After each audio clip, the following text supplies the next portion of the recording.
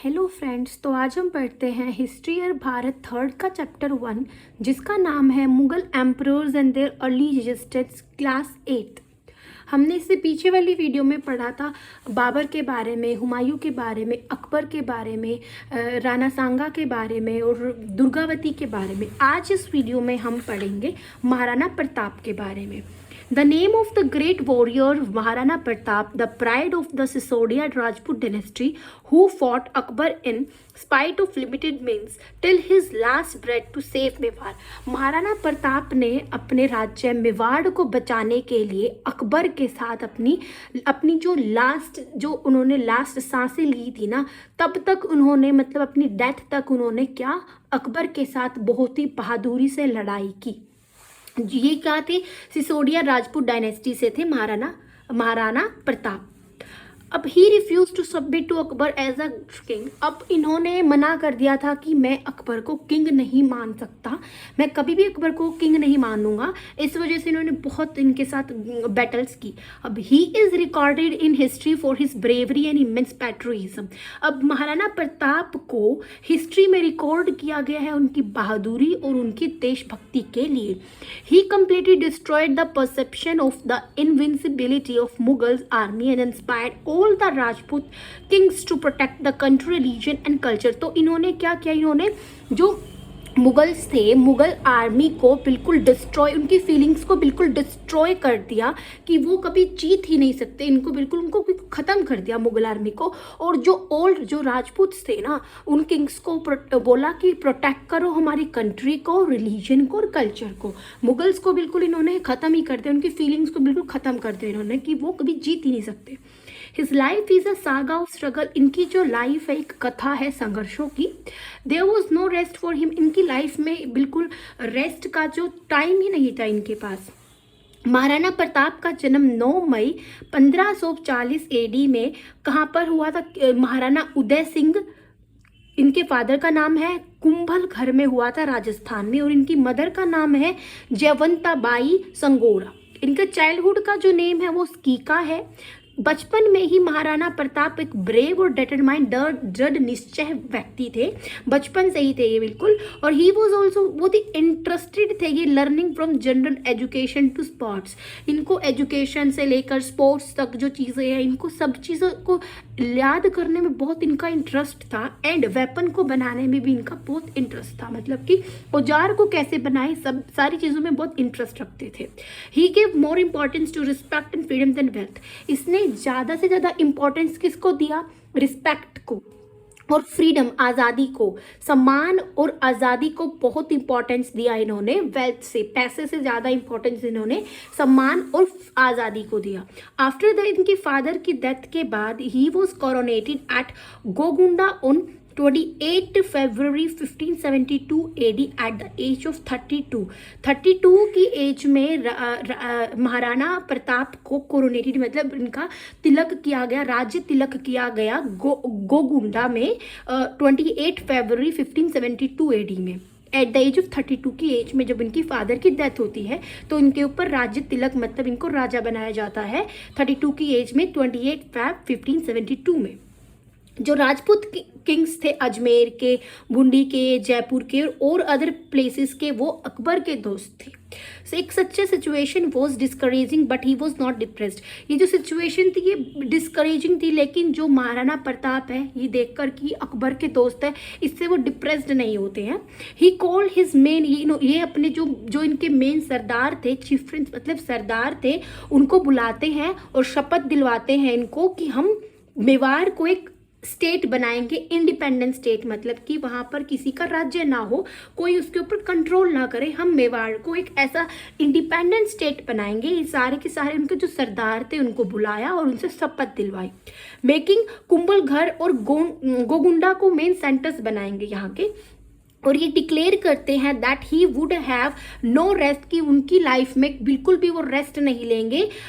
और until he hoisted the flag at Chittor, जब तक कि वो चित्तौड़ पर क्या नहीं कर सकते, कर देते, झंडे को फहरा नहीं देते, जब तक वो रेस्ट नहीं करेंगे। ही वॉर्ड दैट ही वुड अबंडर, इन्होंने कसम खाई कि वो गोल्ड के और सिल्वर के जो बर्तन है उसमें वो खाना वगैरह नहीं खाएंगे, उनको यूज नहीं करेंगे। वो उन्होंने ये शपथ खाई, और वो सिर्फ और सिर्फ पत्तियों से जो बनी होती है ना प्लेट्स, उसमें खाना खाएंगे, गोल्ड और सिल्वर के टेंटल्स में नहीं खाएंगे।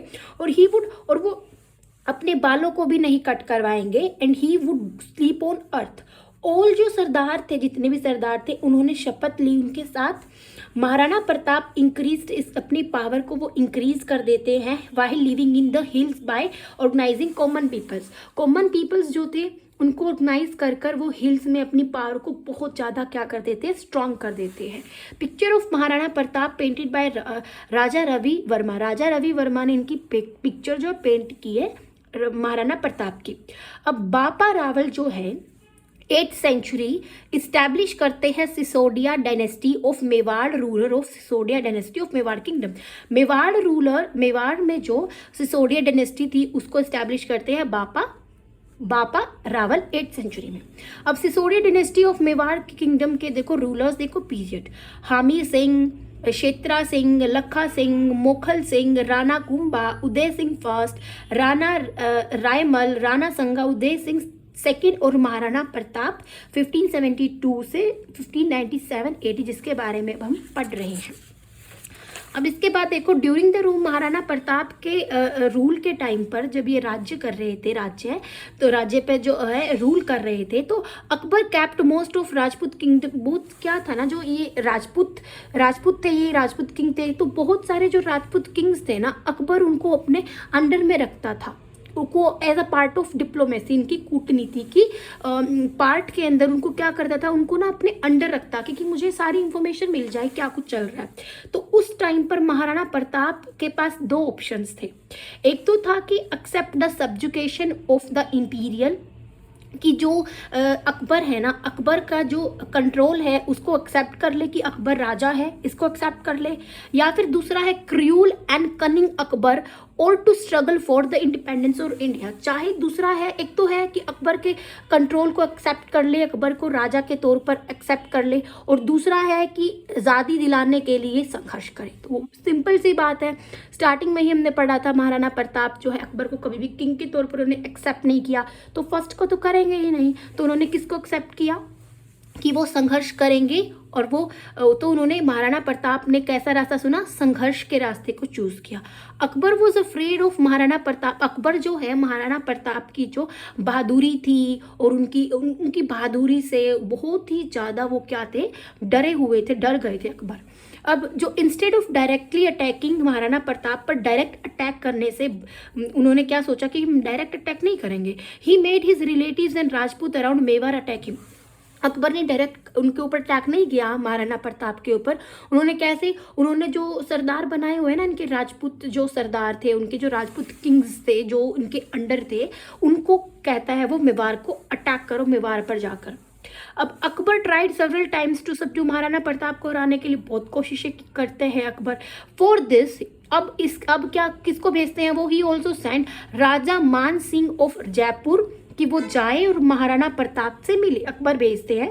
But self respecting patriot Maharana Pratap, लेकिन जो सेल्फ रिस्पेक्टिंग जो देशभक्त थे महाराणा प्रताप रिफ्यूज करते हैं कि मुझे नहीं मिलना इनसे। जो अकबर भेजते हैं ना राजा मान सिंह को, तो महाराणा प्रताप मना करते हैं कि मुझे नहीं मिलना इनसे।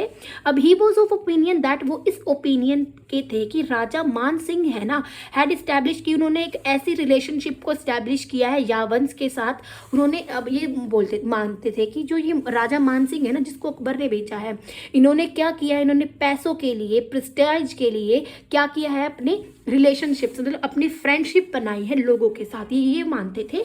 और इसी वजह से मान सिंह ने शपथ ली कि मुझे अब इस चीज़ का रिवेंज लेना है कि उन्होंने मुझसे मिलने के लिए मना कर दिया, छोटी सी बात। अब मान सिंह क्या करते, दिल्ली जाते हैं, अकबर को राजी करते हैं अगेंस्ट महाराणा प्रताप के अगेंस्ट की अब हमें लड़ाई करनी पड़ेगी। अब आती है बैटल ऑफ हल्दी घाटी।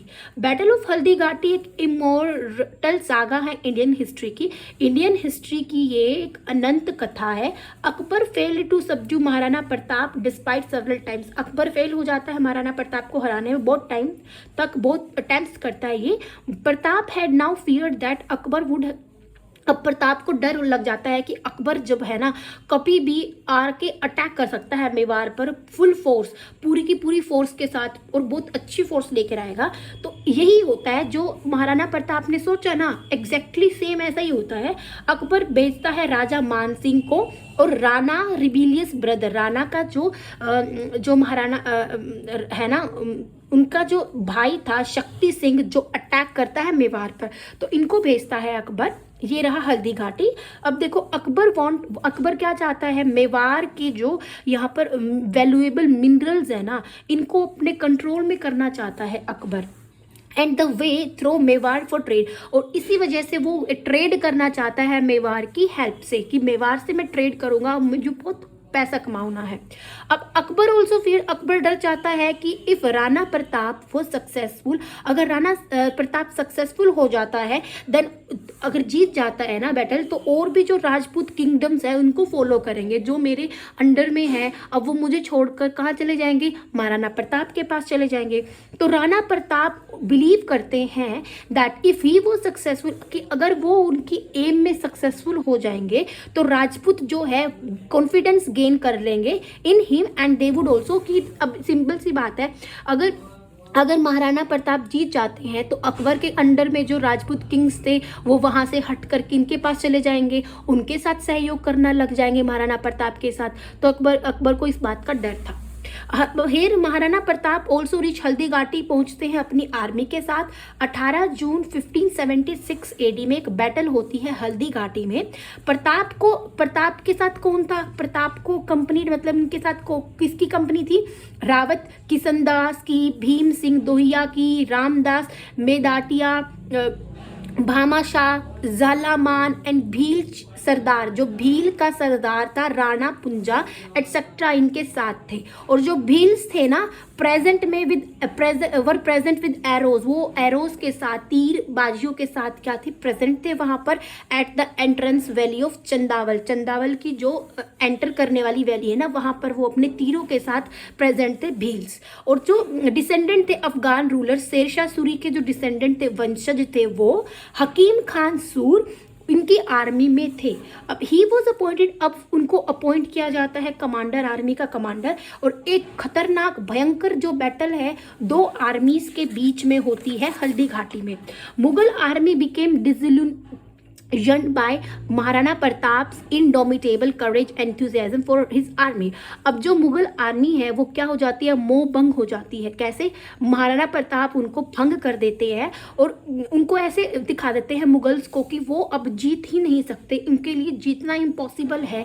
और क्या करते हैं, वो साहस और उत्साह बढ़ाते हैं अपनी आर्मी का तो साहस और उत्साह बढ़ाते हैं वो, और वो मुगल्स को ये दिखाते हैं कि वो बिल्कुल भी अब जीत नहीं सकते। तो मुगल जो हिस्टोरियन बादायूनी एडमिट करता है that the velocity of attack of Mewar army was so intense that Mughal soldiers saved life. अब जो बादायूनी है वो मुगल हिस्टोरियन जो है वो बताते हैं कि जो आर्मी है ना मुगल सोल्जर्स की, उनको अपनी जिंदगियों को बचाने, मतलब उनको बचाना भी इतना कठिन हो गया था कि वो बैटल जो थी यहाँ हल्दी घाटी में हो रही थी, वहाँ से उनको अपनी जिंदगियों को बचाने के लिए भागना पड़ा, running from the battle field से भागना पड़ गया उनको वहाँ से, इतनी स्ट्रांग थी महाराणा प्रताप की आर्मी। अब हकीम खान क्या करते हैं, लेड सूर हारावल को साथ लेड करते हैं फ्रंट रो ऑफ आर्मी में। एंड जो कि कौन थे, वो जो उनके वहाँ पर मेवाड़ में जो होते हैं ना जहाँ पर अस्त्र बनाए जाते हैं, तो वहाँ का हेड था कौन था, हकीम खान। अब ये अपनी लाइफ को सेक्रीफाइस करता है बैटल ऑफ हल्दी घाटी में और अमर बन जाता है। Maharana Pratap was heading forward killing Mughal soldiers. वो आगे बढ़ रहा था महाराणा प्रताप सोल्जर्स को मार मार कर। अब जस्ट देन ही अटैक करता है, मन सिंह को अटैक करता है। ये रहा मन सिंह को अटैक करता है अपने भाले के साथ, लेकिन मन सिंह क्या है, गिर जाता है, वो बच जाता है लेकिन मरता नहीं है। इनका जो एलिफेंट होता है, एलिफेंट यहाँ से एस्केप विद हिम, भाग जाता है। इस स्ट्रगल में जो महाराणा प्रताप का जो घोड़ा था जिनका नाम चेतक था, वो इंजर्ड हो जाता है। अब राणा पुंजा एक ब्रेव भील सरदार थे। राणा पुंजा एक बहुत ही ब्रेव बहादुर सरदार थे जिन्होंने भील आर्मी के साथ हल्दी घाटी में लड़ाई की। अब प्रताप ट्रीटेड हिम, वो प्रताप क्या करते थे, राणा पुंजा को अपने भाई के सम्मान उनको ट्रीट करते थे और उनको राणा के जैसा ही उनको सम्मान मिलता था। अब जब प्रताप को एनिमी जो थी मुगल्स ने राणा को सराउंड कर लिया, घेर लिया चारों तरफ से, तो इनको ये दुख नहीं मनाया, इन्होंने उदास नहीं हुए। ये क्या करते हैं कि शो ग्रेट करेज, ये बहादुरी दिखाते हैं, विच कंफ्यूज, जो कि मुगल आर्मीज को कंफ्यूज कर देते हैं। अब Maharana Pratap try to turn the battle. अब महाराणा प्रताप क्या करते हैं, प्लेन्स पर जो बैटल हो रही थी ना उसको टर्न करने की कोशिश करते हैं कि जो प्लेन्स पर हो रही ना, मैं इनको हिल्स की तरफ ले जाता हूँ। तो Maharana Pratap try to turn battle towards hills की तरफ ले जाने की कोशिश करते हैं रेदर देन प्लेन्स की। प्लेन से हिल्स की तरफ ले जाते हैं। वो जो जलामान थे एंगेज द मुगल आर्मी। जलामान क्या करते हैं, मुगल आर्मी में लड़ाइयाँ करते हैं और सेक्रीफाइस करते हैं अपनी लाइफ को। उसी टाइम पर दो मुगल जो सरदार थे फॉलो करते हैं, महाराणा प्रताप का पीछा करते हैं दो मुगल सरदार। जब शक्ति सिंह देखते हैं कि मुगल के जो दो मुगल्स उनका पीछा करने गए थे उनको क्या करते हैं महाराणा प्रताप मार देते हैं, और फिर वो देखते हैं कि वो अपने ब्रदर को हग कर रहे हैं। अब इस बैटल में जो मोरल उत्साह है मुगल सोल्जर्स का बिल्कुल टूट जाता है, and that they did not have the courage to chase, कि उनके पास इतना साहस नहीं है कि वो महाराणा प्रताप की आर्मी को पकड़े। मतलब वो मुगल्स हैं, देखो मुगल्स ने महाराणा प्रताप को घेर लिया था, फिर भी महाराणा प्रताप अपसेट नहीं होते हैं, फिर भी हार नहीं मानते हैं। हिल्स की तरफ, प्लेन्स से वो हिल्स की तरफ उनको ले जाते हैं, और फिर दो मुगल्स उनका पीछा करते हैं, सरदार उनको मार देते हैं, अपने भाई को हक करते हैं वो। और फिर क्या करते हैं वो मुगल्स को उत्साह को बिल्कुल तोड़ देते हैं कि तुम जीत ही नहीं सकते, और वो क्या करते हैं चेज, और ना ही मुगल्स प्रताप की आर्मी को पकड़ पाते हैं। महाराणा प्रताप जो है deeply saddened at the death of his beloved horse, जो इनका हॉर्स था चेतक, उनकी वो घायल हो जाता है ना, इंजर्ड हो जाता है, तो फिर वो उनकी डेथ हो जाती है घोड़े की, तो उस पर वो दुख मनाते हैं, वो बहुत दुखी हो जाते हैं।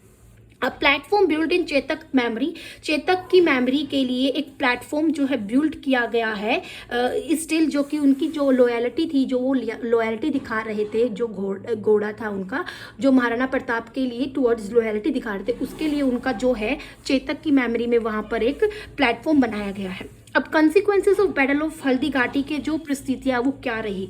After the battle of Haldi घाटी की बैटल के बाद प्रताप की जो लीडरशिप है बहुत ज़्यादा स्ट्रॉन्ग हो जाती है, लोगों की आशाएं जो है ना वो बहुत स्ट्रॉन्ग हो जाती है इनके प्रति।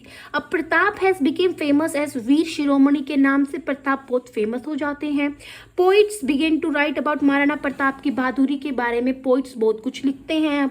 अब वुमेन गाने गाती हैं इनकी बहादुरी के, इनकी जो फीलिंग होती है सेल्फ रिस्पेक्ट की वो अब स्टार्ट हो जाती है। कंट्री मैन जो है, जो वहाँ के लोग थे, उनकी आंखों में इनके लिए आत्मसम्मान जो है वो बढ़ जाता है।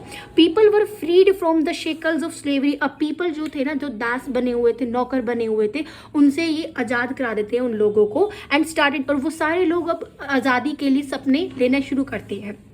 प्रताप की जो बहादुरी थी वो being depicted from place to, इनकी जो बहादुरी थी वो अब एक प्लेस से दूसरे प्लेस भी देखने को मिलती है कि अब यहाँ जैसे मेवाड़ में नहीं, और भी रीजन्स इनकी जो है वाहवाही होती है और लोग इसको देखते हैं, तो इनकी जो बहादुरी है ना वो और भी जगह पर भी देखने को मिलती है कि महाराणा प्रताप बहुत ही बहादुर जो है किंग है। And looking at the difficult and struggling life, Rana की इतनी डिफिकल्ट कठिन और जो इन्होंने इतने संघर्षीय जो इनकी लाइफ थी, इनको देखते हुए those Rajput Kings had accepted subjugation, जिन्होंने मुगल्स को एक्सेप्ट किया था कि मुगल के कंट्रोल को, या जो अकबर है उनको अपना राजा के तौर पर उन्होंने एक्सेप्ट किया था, अब वो बहुत ही ज़्यादा शर्मिंदगी महसूस करते हैं कि देखो महाराणा प्रताप ने कभी भी अकबर को अपने राजा के तौर पे एक्सेप्ट नहीं किया, उनसे उन्होंने लड़ाई की और फिर वो जीते। और ऐसे ही जो उनके अंडर में थे ना, अकबर के अंडर में, उनको अब शर्मिंदगी महसूस होती है कि हमने क्या किया, हम वहाँ पर जाने की बजाय हम अकबर के कंट्रोल को, अकबर के रूल को एक्सेप्ट कर लिया। अब वो रूलर्स जो अब सोचते हैं, अब वो रूलर्स जो शर्मिंदगी महसूस करते हैं, वो महाराणा प्रताप के साथ सहयोग करने की कोशिशें करते हैं। मीनवाइल जो ब्रह्मशाह है, जो मिनिस्टर है, प्रताप के जो पूर्वज थे, प्रताप के जो पूर्वज थे ना, उनके एक वो था मिनिस्टर जिसका नाम था ब्रह्मशाह, जो कि क्या उससे मिलता है और अपनी सारी की सारी धन को, वेल्थ को उनके नाम कर देता है कि अब रखो तुम। अकबर सेंट शहबाज खान को अकबर भेजते हैं, अब्दुल रहीम को, जगन्नाथ कुशवाहा को भेजते हैं प्रताप के अगेंस्ट लड़ाई करने के लिए, फाइट करो उनके साथ जाकर। लेकिन क्या करते हैं महाराणा प्रताप, इतने स्ट्रांग, इतने बहादुर, उनके पास इतनी अच्छी आर्मी है कि उनको हराकर भेज देते हैं। अब प्रताप एज अडॉप्टेड, एक प्रताप क्या करते हैं, एक आक्रमण पॉलिसी, एग्रेसिव पॉलिसी मतलब जिसमें आक्रमण पॉलिसी है, उसको एक्सेप्ट करते हैं, ना कि वो डिफेंस, मतलब कि हम डिफेंस, हम बचेंगे नहीं, हम आक्रमण करते ही रहेंगे, करते ही रहेंगे, ऐसी पॉलिसी को अडॉप्ट करते हैं प्रताप। अक्टूबर 1582 में प्रताप अटैक करते हैं डाइवर को। डाइवर क्या है, एक स्टेशन है, पुलिस स्टेशन है मुगल्स का, उस पर अटैक करते हैं प्रताप। और सुल्तान खान जो लीडर था मुगल आर्मी का, वो कॉल्ड द थानेदार के ऑफ 17 पुलिस स्टेशन, तो 17 पुलिस स्टेशन के थानेदारों को बुलाता है वहाँ पर, और नियर बाय उन सबको अपनी ज़िंदगी खोनी पड़ती है, मतलब इतने स्ट्रांग थे तो उनको हरा देते हैं वो, तो उनको अपनी जिंदगी खोनी पड़ती है।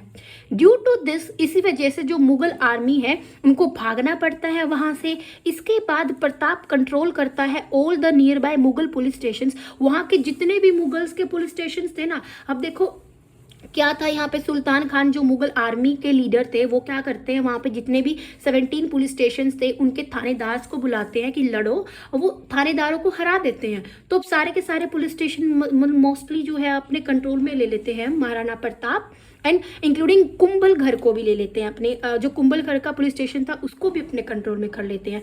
Due to the repeated failure of Mughal army, बार बार मुगल आर्मी के रिपीटेडली मतलब बार बार हारने के बाद, अब army to subdue Maharana Pratap, Akbar के पास no longer had to courage to send an army against. अब अकबर के पास इतनी बहादुरी नहीं थी कि मैं अब फिर से किसी आर्मी को भेजूँ। उन्होंने देखो कितनी आर्मी भेजी, कभी किसी सरदारों को भेजते हैं, कभी किसी को भेजते हैं, हर बार अकबर की हार हो रही है।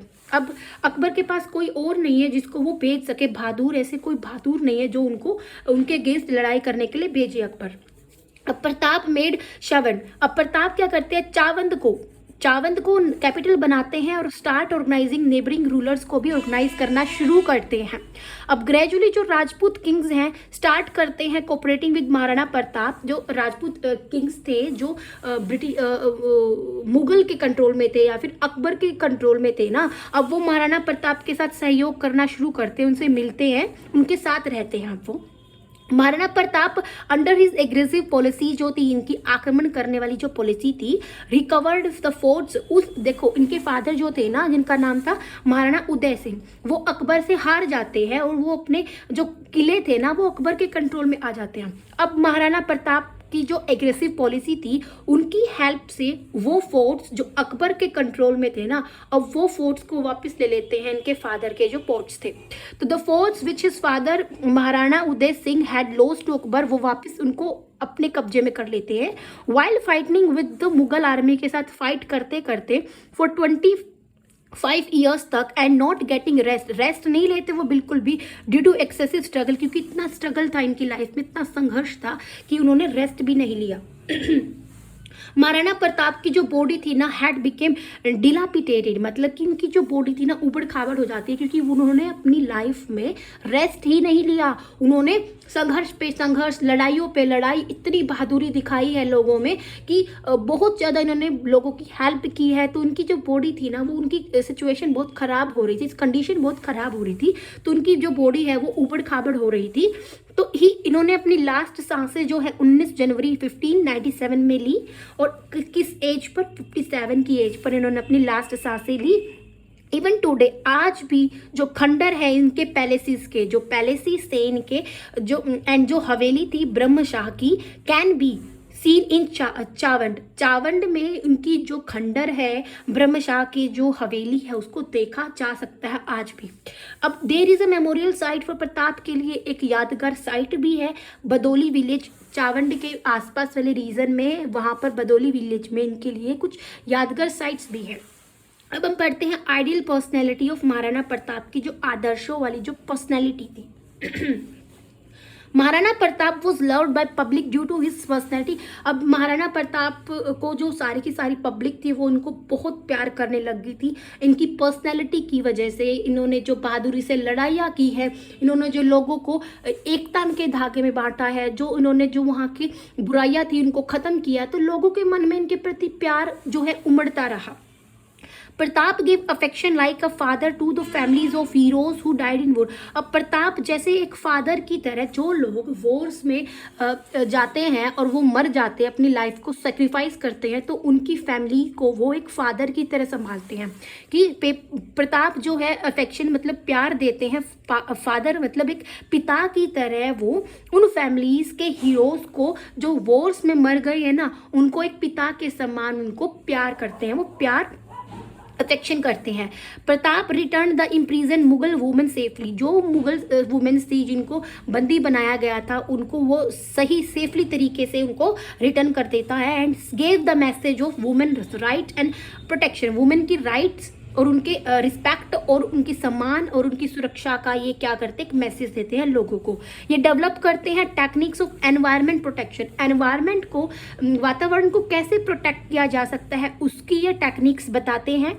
वाटर को कैसे बचाया जा सकता है, सुरक्षित रखा जा सकता है, कंजर्व किया जा सकता है। एंड कंस्ट्रक्शन ऑफ रिजर्वोयर्स, और जो रिजर्वोयर्स है उनको कैसे कंस्ट्रक्ट करें, ये सारी चीज़ों को वो क्या करते हैं, डेवलप करते हैं। इन ऑर्डर टू एक कल्चरल लाइफ को जीने के लिए ही कोट एक बुक मिलती है इनको, व्यवहार आदर्श रिटर्न लिखी हुई इनको एक बुक मिलती है, व्यवहार आदर्श, जो राज्याभिषेक पद्धति मतलब कोरोनेशन मैथड, मतलब राज तिलक, जब राजा बनते हैं तो कोरोनेशन होता है ना, तो वो एक बुक मिलती है रिटन बाय, जो प्रताप लिखते हैं, become the model for Indian rulers के लिए मॉडल, रोल मॉडल का काम करते हैं। अब Maharana Pratap patronise music, sculptures, paintings अच्छी लगती है इनको। ही प्रोटेक्ट करते हैं metal mines for the prosperity of country की प्रोस्पेरिटी के लिए। ये जो माइंस थी मेटल माइंस, उनको प्रोटेक्ट करते हैं। ही गेव रिस्पेक्ट टू हर सेक्ट, जितने भी रिलीजन थे, कल्चर थे, वहाँ पर सबको ये इज्जत देते हैं। He gave the message of harmony by giving respect to the chiefs of, जो वहाँ की ट्राइब्स थी ना, उन ट्राइब्स के जो सरदार थे उनको बहुत रिस्पेक्ट देते हैं वो, और सहयोग का जो है मैसेज भेजते हैं उनको बहुत रिस्पेक्ट, मतलब हर इंसान को, चाहे वो छोटा हो चाहे बड़ा हो, सबको वो बहुत रिस्पेक्ट देते हैं, चाहे वो ट्राइब्स हो या फिर वो कोई भी सेक्ट हो। अब टेम्पल्स जैसे कि हरिहर जो उदयपुर शो में है, जो क्या दिखाता है, यूनिटी दिखाता है शैविज्म की और वैष्णविज्म की, जो यूनिटी दिखाता है इनके पीरियड में, वो भी दिखाया गया है यहाँ पर। इस वे में हम देखते हैं जो उनकी देशभक्ति है, जो उनकी एकता है रिलीजन्स में, हर रिलीजन में वो एकता ही रखते हैं, कोई डिस्क्रिमिनेशन नहीं, और जो उनकी सहनशीलता है, जो उनकी करुणामय है, कंपैशन है, जो उनका स्ट्रगल है इंडिपेंडेंस के लिए, और जो वो पालन करते हैं सारे की सारी आदर्शों का, और ह्यूमन राइट्स के लिए, ह्यूमन की जो राइट्स है उनके लिए रिस्पेक्ट करते हैं, वुमेन्स के लिए रिस्पेक्ट करते हैं, वुमेन के राइट और वुमेन के लिए बहुत इज्जत है इनके लिए।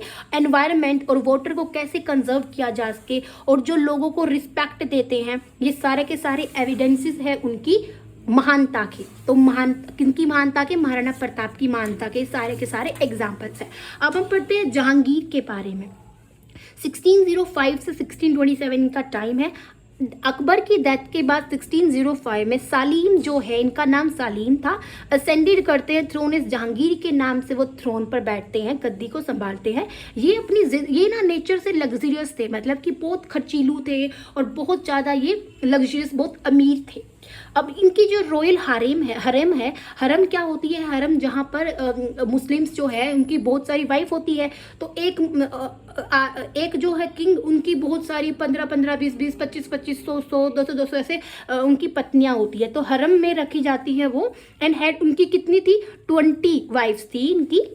जहांगीर की 20 वाइफ्स थी एंड सेवरल कॉन्क्यूबाइंस, मतलब कुछ एक इनकी रखेल्स थी। ही वॉज वेरी, उनपे ईगो बहुत थी एंड ऑल सराउंडेड, और उनको मतलब जहांगीर को चारों तरफ से इनके आसपास जो है चापलूस ही रहते थे। साइकोपैथ्स मतलब कि चापलूस रहते थे इनके चारों तरफ, इनमें ईगो बहुत थी। He wanted to became emperor in his father's time, ये ना अपने पिता के टाइम पर ही एम्परर बनना चाहते थे, मतलब अकबर के टाइम पर ही ये अपने आप को एम्परर बनना चाहते थे कि मैं ही यहाँ का राजा बनना चाहता हूँ। अब he got Abul Faizal killed, Abul Faizal को मार देते हैं। जहांगीर की जो बिलव वाइफ है जिनका नाम नूर जहां है, और इनका जो इन्फ्लुएंस है, इनका जो प्रभाव है नूर जहां का, उनके शासन पर देखने को मिलता है। अब जहांगीर की डेथ होती है 1627 में।